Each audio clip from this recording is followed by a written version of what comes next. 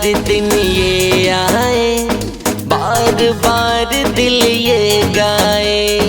बार बार दिन ये आए, बार बार दिल ये गाए। तुम जियो हजारों साल, कभी ना दुख की पड़े परछाई।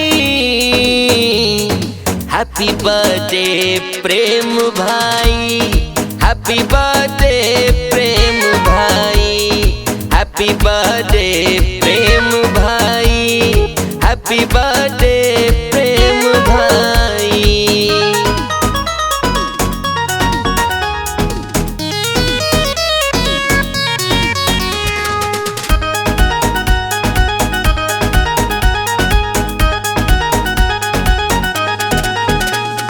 जन्म दिवस हर बरस मनाओ, कोई कमी ना आए। वीर बजरंगी प्रभु राम जी, कृपा तुम पे बरसाए।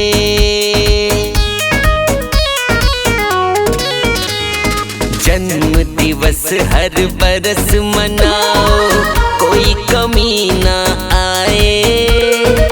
वीर बजरंगी प्रभु राम जी, कृपा तुम पे बरसाए।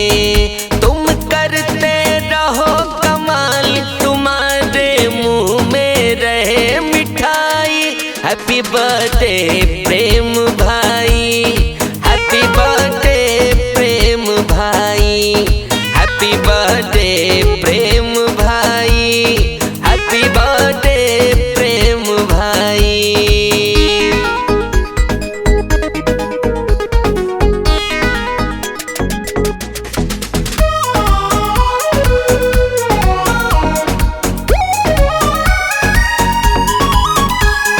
बार बार दिन ये आए, बार बार दिल ये गाए।